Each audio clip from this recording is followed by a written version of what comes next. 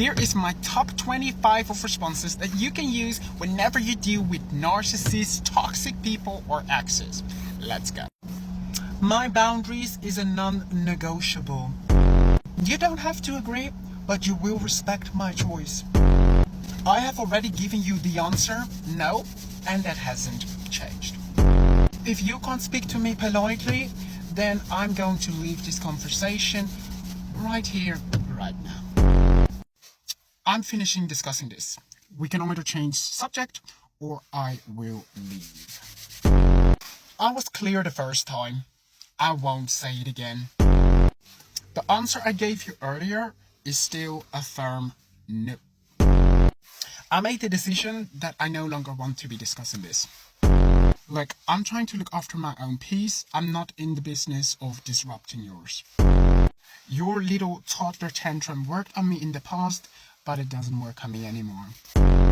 I listened to your side, but my decision stands. I don't owe you an explanation for my boundary so that it makes you feel comfortable. That won't work for me, but I appreciate you respecting my decision. No, we're no longer discussing this particular topic. Been there, done that. I'm not interested in that. You should find someone else. I'm done explaining this subject.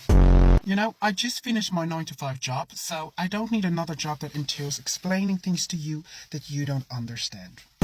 Look, you're allowed to believe whatever your cooked up brain has served you and force-feeded you into believing.